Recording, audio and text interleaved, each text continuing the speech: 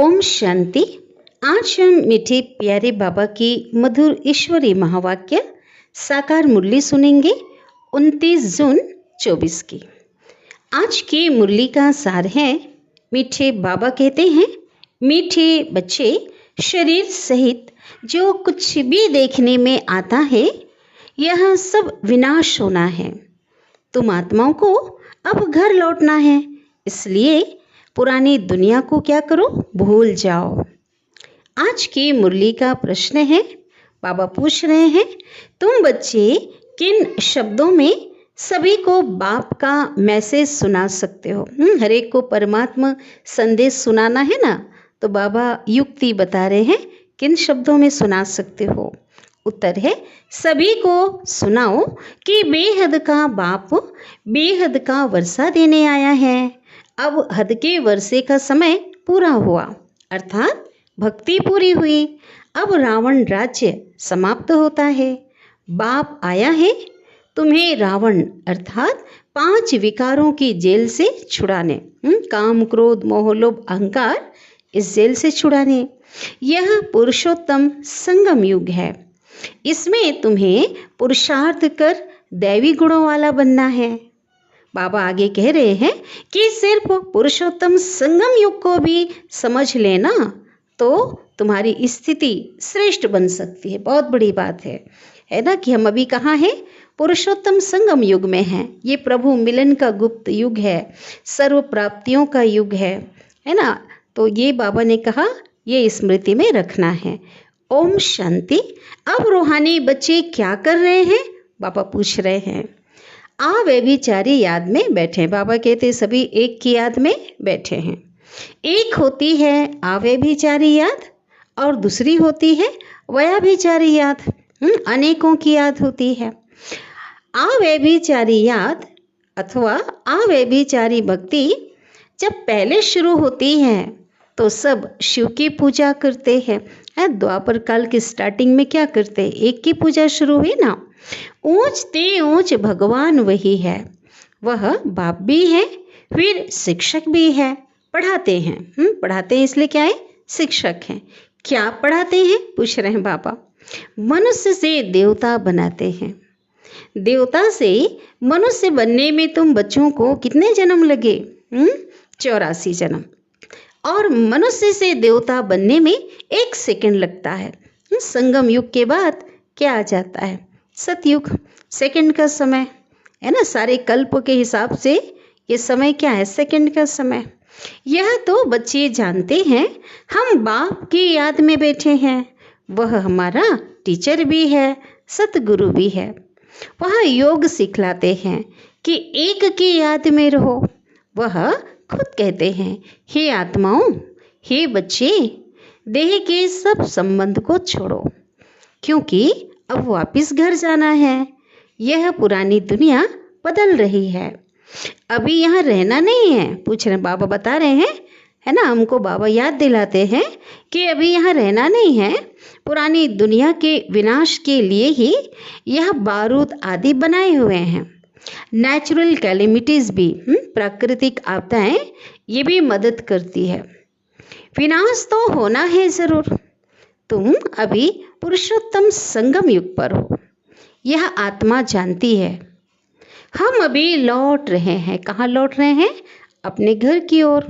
इसलिए बाबा कहते हैं, इस पुरानी दुनिया और पुरानी देह को भी क्या करना है? जब वापस जाएंगे तो छोड़ना है। तो देह सहित जो भी इस दुनिया में देखने में आता है, व्यक्ति, वैभव, वस्तुएं, जो कुछ भी है, ये तो सब विनाश हो जाना है। शरीर भी खत्म होना है। अब हम आत्माओं को घर लौटना है। लौटने के बगैर नई दुनिया में तो आ नहीं सकेंगे। बाबा कहते पहले तो घर जाना होगा, उसके बाद ही नई दुनिया में आएंगे। अब तुम पुरुषोत्तम बनने का पुरुषार्थ कर रहे हो। पुरुषोत्तम कौन है? यह देवताएं है ना, पुरुषों से उत्तम है। सबसे ऊंची ते ऊंचा है निराकार पाप। फिर मनुष्य सृष्टि में आओ तो इसमें कौन है सबसे ऊंचे? देवताएं। देवता ऊंचे हैं, तो देवताएं भी तो मनुष्य हैं, परंतु वो दैवी गुणों वाले, दिव्य गुणों वाले हैं। फिर वही बाद में क्या बन जाते हैं? बाबा कहते नीचे उतरते हुए वही फिर आसुरी गुणों वाले बन जाते हैं ना। आधा कल्प के बाद, सत्ययुग त्रेता युग के बाद क्या बन जाते? आसुरी गुणों वाले। अब फिर से आसुरी गुणों से दैवी गुणों में जाना पड़े, सतयुग में जाना पड़े। किसको? Question mark. किसको? तुम बच्चों को। क्योंकि हर कोई तो सतयुग में नहीं जाएंगे ना। और बाबा पढ़ा किसको रहे हैं? जो दैवी कुल की आत्माएं हैं उनको पढ़ा रहे हैं। तुम बच्चे पढ़ रहे हो, औरों को भी पढ़ाते हो। सिर्फ बाप का ही मैसेज देना है। बेहद का बाप बेहद का वर्षा देने आया है। अब हद का वर्षा क्या होता है? पूरा होता है। बाबा ने समझाया है कि 5 विकारों रूपी रावण की जेल में इस समय सब मनुष्य हैं। और जेल में सब क्या हैं? सभी दुखी हैं, दुख उठाते ही रहते हैं। सूखी रोटी मिलती है ना। बाबा आकर के सबको रावण की जेल से छुड़ाए, सदा सुखी बनाते हैं। बाप के सिवाय मनुष्य को देवता कोई बना ना सके। तुम यहाँ बैठे हो मनुष्य से देवता बनने के लिए। अभी है कलयुग, इस समय तो बहुत धर्म हो गए हैं। तुम बच्चों को रचयिता और रचना का परिचय खुद बाप बैठ देते हैं। बाबा कहते मैं ही आकर देता हूँ। तुम सिर्फ ईश्वर परमात्मा कहते थे है ना पहले। तुमको यह भी मालूम नहीं था कि वह बाप भी है और टीचर भी है और सदगुरु भी है। उनको कहा ही जाता है सदगुरु, अकाल मूर्त कहते हैं। तुमको बाबा कहते आत्मा और जीव कहा जाता है। जीव क्या है? शरीर। इस समय आत्मा शरीर के साथ है ना, इसलिए कहते मनुष्य आत्मा कहो या जीवात्मा। वह अकाल मूर्त आत्मा इस शरीर रूपी तख्त पर बैठी है ना। शिव बाबा भी कहाँ बैठे हैं? वह अकाल मूर्त आत्मा, अकाल मूर्त इस शरीर रूपी तख्त पर बैठे हैं। शिव बाबा भी कहाँ बैठे हैं? ब्रह्मा की शरीर रूपी तख्त पर बैठे हैं। वह जन्म नहीं लेते, तो वह अकाल मूर्त बाप बच्चों को समझाते हैं कि मेरा अपना रथ नहीं है, मेरा भौतिक शरीर नहीं है। मैं तुम बच्चों को पावन कैसे बनाऊं? मुझे तो रथ चाहिए ना। अकाल मूर्त को भी तख्त तो चाहिए ना। अकाल मूर्त बाबा को क्या चाहिए? माध्यम चाहिए। अकाल तख्त मनुष्य का होता है और कोई का नहीं होता। तुम हर एक को तख्त चाहिए। हर आत्मा को पाठ बजाने के लिए क्या चाहिए? यहाँ शरीर चाहिए। अकाल मूर्त आत्मा भी यहाँ विराजमान है, हर एक अपने अपने शरीर में। और अकाल मूर्त जो परमात्मा है वो कहाँ है? ब्रह्मा के तन में। वह सभी का बाप है। उनको कहा जाता है महाकाल। वह पुनः जन्म में नहीं आते हैं।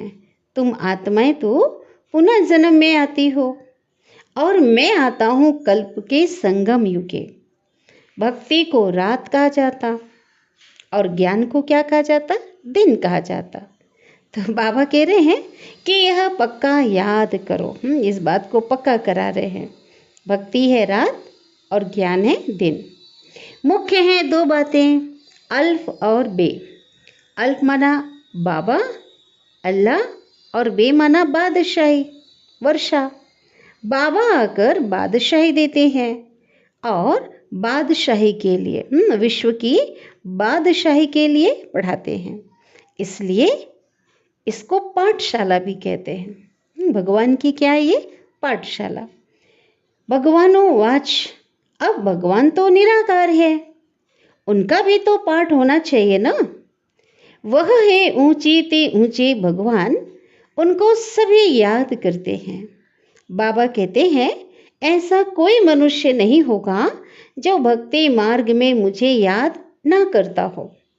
दिल से ही सब पुकारते हैं, हे भगवान, हे लिबरेटर, वो गॉड फादर, क्योंकि वह सभी आत्माओं का फादर है। तो जरूर बेहद का बाबा क्या करेंगे? बेहद का पिता है तो बेहद का ही सुख देंगे। किसको देंगे, है ना, अपने बच्चों को बेहद का सुख देते हैं। तो बाबा कहते हैं हद का जो बाप है ना वो हद का सुख देते। कोई को पता नहीं है, क्या पता नहीं है कि हमारा बेहद का पिता कौन है। अब बाप आए हैं, कहते हैं बच्चों और संग तोड़, बुद्धि का संग औरों से क्या करो, तोड़ो, और मुझ एक बाप को, मुझ परम पिता को याद करो। यह भी बाबा ने बताया है कि तुम दैवी दुनिया में रहते हो। पहले तुम कहाँ थे, दैवी दुनिया में थे, सतयुग में थे। वहाँ तो अपार सुख है, इतना सुख है, बाबा कहते उन सुखों का अंत नहीं पाया जाता, इतना सुख है। नए मकान में तो सदैव सुख होता है ना। एग्जाम्पल दे रहे हैं कि नया कोई मकान बना है, वहाँ पे किसी भी प्रकार का दुख नहीं हो सकता। पुराने मकान में दुख होता है ना, कहीं टूट रहा है, पुराना है, कहीं चू रहा है, तो खंडर बन रहा है ना, मकान टूट रहा है तो क्या होगा, दुख होता। तब तो बाबा आकर के बच्चों के लिए नया मकान बनवाते, है ना। कौन सा नया मकान, ये सृष्टि रूपी नया मकान बनाते, नई सृष्टि रूपी, ठीक है। बच्चों का बुद्धि योग नए मकान में चला जाता है ना। अगर किसी का पिता नया मकान बना रहा हो और पुराने मकान में रह रहे हों तो क्या होगा, पुराना मकान जर्जर हो चुका है, तो सभी का बुद्धि योग कहाँ जाता, नए मकान में चला जाता। तो यह तो है हद की बात। तो अभी बेहद की बात बाबा बताते कि बेहद का बाप नई दुनिया बना रहे हैं। तो पुरानी दुनिया में तुम बच्चे जो कुछ भी देखते हो वो सब कब्रिस्तान होना है। कब्रिस्तान होना है माना सब कुछ खत्म होना है। अभी परिस्थान अर्थात नई दुनिया स्थापन हो रहा है। तुम संगम युग में हो। बाबा कहते कलयुग की तरफ भी देख सकते हो, बीच में हो कह रहे हैं बाबा, कलयुग की तरफ भी देख सकते हो और सतयुग की तरफ भी देख सकते हो। बाबा ने जो ज्ञान दिया है उस आधार से हम बुद्धि योग से सतयुग की तरफ देख सकते हैं और कलयुग की तरफ तो देख ही रहे ना आँखों से ही। तुम संगम युग पर साक्षी होकर देखते हो। प्रदर्शनी में अथवा म्यूजियम में आते हैं ना, कई आते हैं समझने के लिए, तो वहाँ भी तुम संगम पर खड़ा कर दो, जो चित्र है ना प्रदर्शनी में, म्यूजियम में, उस पे लाके खड़ा कर दो और समझाओ इस तरफ कलयुग है और उस तरफ सतयुग है, हम बीच में हैं, ये बताओ। बाबा नई दुनिया स्थापन करते हैं जहाँ पर बहुत थोड़े मनुष्य होते हैं और वहाँ कोई भी धर्म वाला नहीं आता है ना, उनका रोल ही नहीं है, उनका पार्ट तो बाद में है। सिर्फ तुम ही पहले पहले आते हो। अभी तुम स्वर्ग में जाने का पुरुषार्थ कर रहे हो और पावन बनने के लिए ही तुमने मुझे पुकारा है कि हे बाबा हमको पावन बनाकर पावन दुनिया में ले चलो। ऐसे नहीं कहते हैं कि शांति धाम में ले चलो। परम धाम को कहा जाता है स्वीट होम, बहुत मीठा घर है। अभी हमको स्वीट होम जाना है, घर जाना है, जिसको मुक्ति धाम भी कहा जाता है और जिसके लिए ही सन्यासी आदि शिक्षा देते हैं, है ना, वो पुरुषार्थ करते हैं सन्यासी, औरों को भी शिक्षा देते।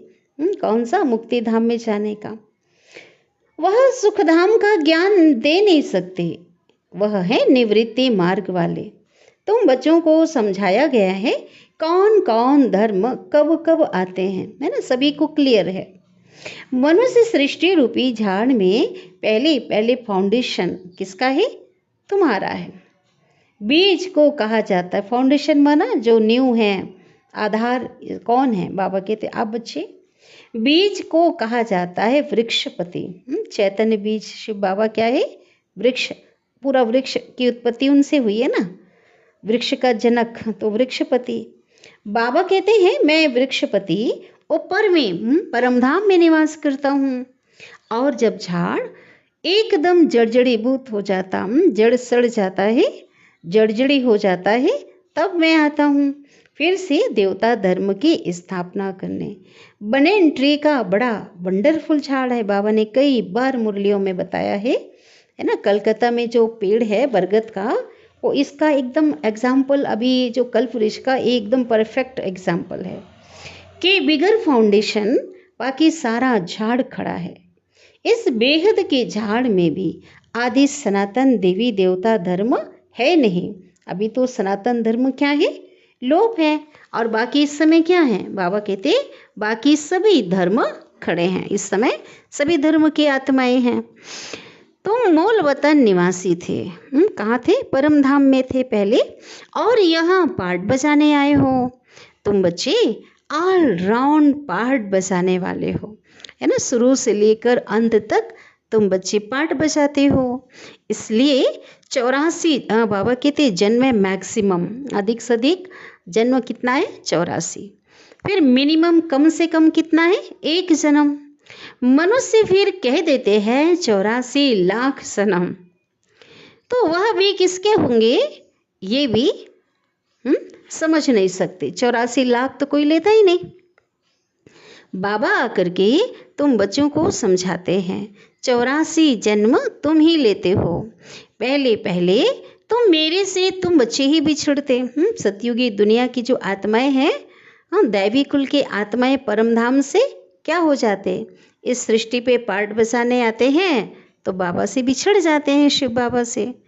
सतयुगी देवताएं ही पहले होते हैं ना। जब वह आत्माएं यहाँ पार्ट बजाती हैं तो बाकी सभी आत्माएं कहाँ चली जाती हैं? ये तुम जानते हो। कहाँ जाती हैं? बाकी सब आत्माएं शांति धाम में होती हैं, है ना। जिस समय उनका पार्ट नहीं होता उस समय विश्राम की अवस्था में होती हैं। तो शांति धाम अलग हुआ ना। बाकी दुनिया तो यहाँ है, पार्ट यहाँ बजाते हैं। नई दुनिया में सुख का पार्ट और पुरानी दुनिया में दुख का पार्ट बजाना पड़ता है। सुख और दुख का यह खेल है। वह है राम राज्य। सतयुग त्रेता राम राज्य, द्वापर कलयुग रावण राज्य। दुनिया में कोई भी मनुष्य यह नहीं जानते कि सृष्टि का चक्र कैसे फिरता है। ना रचयिता को जानते हैं, ना रचना के आदि मध्य अंत को जानते हैं। ज्ञान का सागर तो एक ही बाप शिव बाबा को कहा जाता है। रचयिता और रचना के आदि मध्य अंत का ज्ञान कोई भी शास्त्र में नहीं है, कह रहे हैं बाबा। मैं तुमको सुनाता हूँ। फिर यह ज्ञान जो मैं इस समय तुम्हें सुना रहा हूँ, ये भी क्या हो जाएगा? लोप हो जाएगा। सतयुग में यह रहता नहीं, आवश्यकता ही नहीं है ना। वहाँ भारत का ही प्राचीन सहज राजयोग गाया हुआ है। गीता में भी राजयोग नाम आता है ना। बाबा तुम्हें राजयोग सिखलाकर राजाई का वर्षा देते हैं। बाकी रचना से वर्षा मिल ना सके। वर्षा मिलता किससे है? रचयिता बाप से। भाई रचना वर्षा थोड़ी देगी। हर एक मनुष्य क्रिएटर है, बच्चों को रचते हैं। वह हद के ब्रह्मा है ना। बाबा ने कहा हद के ब्रह्मा, और यह है बेहद का ब्रह्मा। कौन? ब्रह्मा, है ना। सृष्टि का पिता, प्रजापिता क्या है? बेहद का ब्रह्मा। वह है निराकार आत्माओं के पिता, वह लौकिक पिता है। यह फिर है प्रजापिता। ब्रह्मा बाबा कौन है? प्रजापिता। प्रजापिता कब होना चाहिए? क्या सतयुग में? पूछ रहे बाबा। नहीं, पुरुषोत्तम संगम युग पर होना चाहिए। मनुष्यों को यह भी पता नहीं है कि सतयुग कब होता है। उन्होंने तो सतयुग, कलयुग आदि को लाखों वर्ष दे दिया है, जबकि है कितने वर्ष का? 5000 वर्ष में हर युग कंप्लीट हो जाता है ना। हर युग 1250 वर्ष का है, और वो कहते हैं लाखों वर्ष। वह समझते हैं 1250 वर्ष का। अच्छा, बाबा समझाते हैं 1250 वर्ष का तो एक युग होता है। 84 जन्मों का भी हिसाब चाहिए ना। सीढ़ी का भी हिसाब चाहिए, जो बाबा क्लियर बताते हैं कि हम कैसे उतरते, कितनी सीढ़ी उतरते। पहले पहले फाउंडेशन में है देवी देवता। उनके बाद नंबरवार कौन कौन से धर्म आते? इस्लामी आते, फिर बौद्धी आते, फिर कौन आता? क्रिश्चियन। तो बाबा ने झाड़ का राज भी बताया है। बाप के सिवाय और कोई सिखला ना सके। तुमको कहेंगे यह चित्र आदि कैसे बनाए, कोई पूछेंगे आपने इतने सारे प्रदर्शनी में वंडरफुल चित्र है ना। हाँ, तो लोग पूछते हैं, लोगों को लगता है ऐसा चित्र तो हमने कभी देखा ही नहीं है, इसके बारे में तो सुना ही नहीं है। तो लोग कहते हैं कि तुमने इस चित्र आदि कैसे बनाए, किसने सिखाया। तो क्या बोलना है, क्या जवाब देंगे बताओ। बोलो, बाबा ने हमें ध्यान में दिखाया। ठीक है, ये सारे चित्र का साक्षात्कार कराया गया है। फिर हम यहाँ बनाते हैं, फिर उनको बाप ही इस रथ में आकर करेक्ट करते हैं। चित्र बनाने के बाद उन्हें करेक्ट भी करते हैं, उनमें सुधार भी करते हैं कि ऐसे ऐसे बनाओ, खुद ही करेक्ट करते हैं। श्री कृष्ण को श्याम सुंदर कहते हैं, परंतु मनुष्य समझ ही नहीं सकते कि उनको श्याम के बाद श्याम सुंदर क्यों कहा जाता है। तो बाबा बता रहे हैं वह बैकुंठ का मालिक था, तो क्या था, सुंदर था। फिर क्या बना, गोरा था, फिर गावड़े का छोरा बना, तो क्या बना, सांवरा। इसलिए उसको श्याम सुंदर कहते हैं। भगवान आकर श्याम से सुंदर बनाते, पतित से उस आत्मा को पावन बनाते। यही पहले आते हैं तत्वम। तुम भी ऐसे हो, कह रहे हैं बाबा। इन लक्ष्मी नारायण की राजाई चलती है ना। आदि सनातन देवी देवता धर्म की स्थापना कौन करते हैं, यह भी किसको पता नहीं है।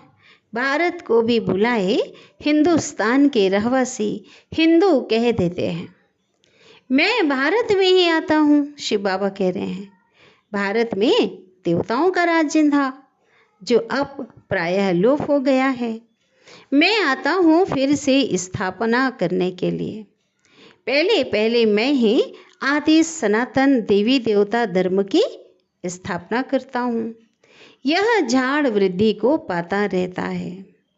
नए नए पत्ते मठ पंथ पिछाड़ी में आते हैं, तो उनको उनकी भी शोभा हो जाती।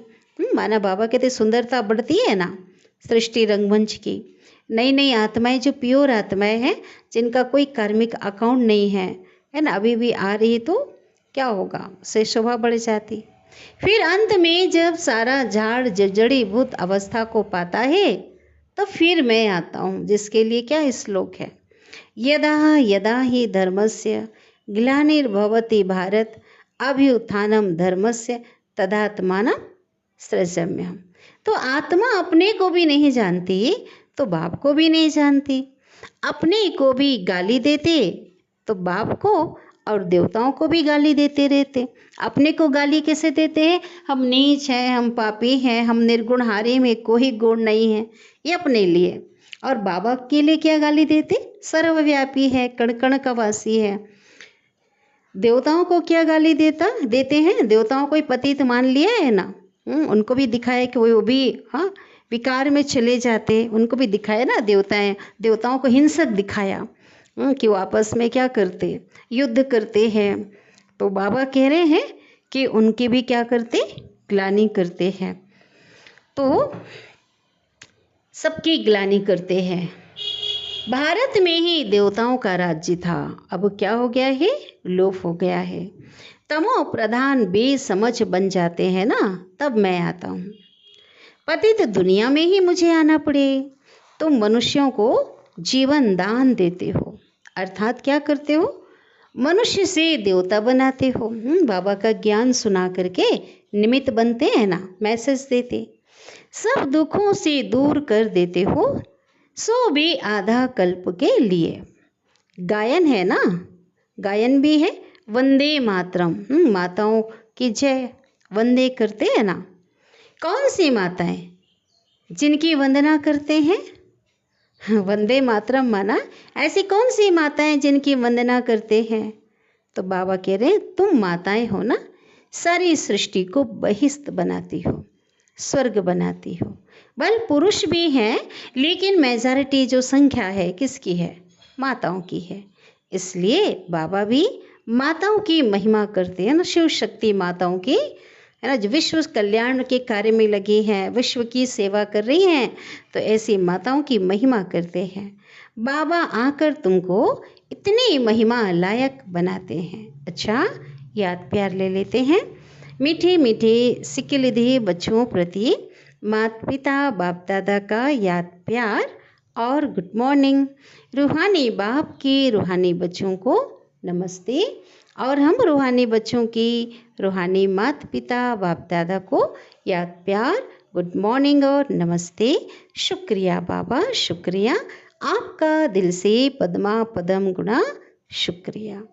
धारणा के लिए मुख्य सार, पहली पॉइंट, अपार सुखों की दुनिया में चलने के लिए संगम पर खड़ा होना है। संगम पर खड़ा होना माना अपने को कलयुगी दुनिया का ना समझकर संगम युगवासी समझना है।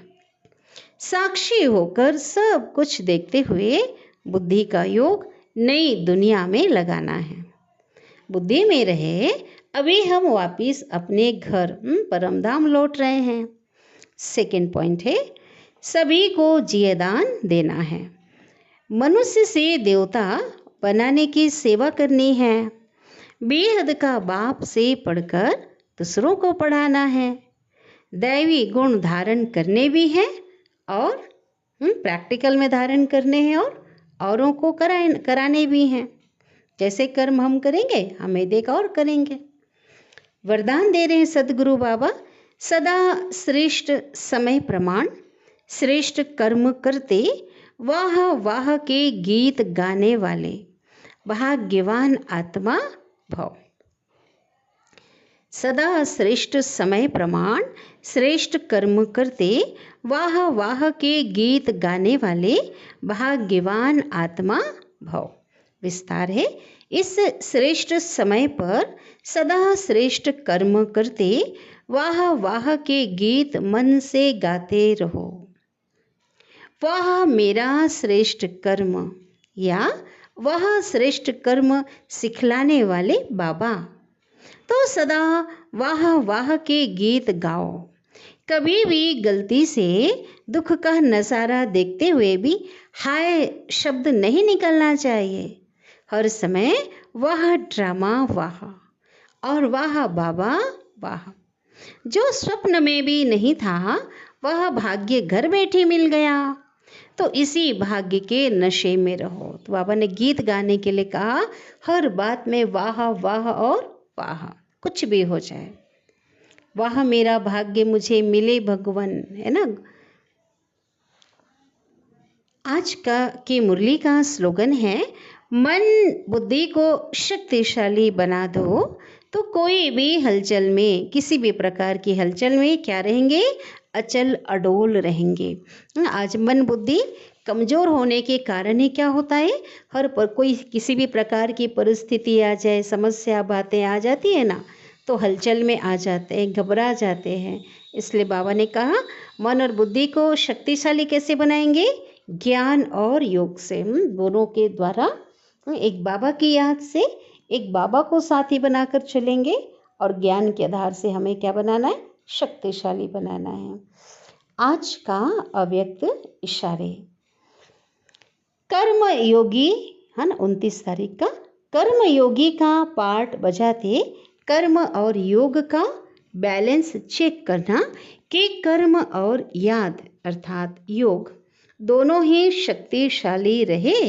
क्या कह रहे बाबा, दोनों को देखना है, कर्म और याद अर्थात योग दोनों ही शक्तिशाली रहे। अगर कर्म शक्तिशाली रहा और याद कम रही तो बैलेंस नहीं, और याद शक्तिशाली रही और कर्म शक्तिशाली नहीं तो भी बैलेंस नहीं, संतुलन तो नहीं हुआ ना। तो कर्म और याद का बैलेंस रखते चलना, बाबा कहते से रखते रहना। सारा दिन इस श्रेष्ठ स्थिति में रहने से कर्मातीत अवस्था के नज़दीक आने का अनुभव करेंगे। सारा दिन चलते फिरते खाते पीते कर्मातीत स्थिति व अव्यक्त फरिश्ते स्वरूप की स्थिति में रहना, यही कर्म योगी स्टेज है। क्या कहा बाबा ने, सारा दिन चलते फिरते खाते पीते कर्मातीत स्थिति व अव्यक्त फरिश्ते स्वरूप की स्थिति में स्थित रहना, यही कर्मयोगी स्टेज है। अच्छा, ओम शांति।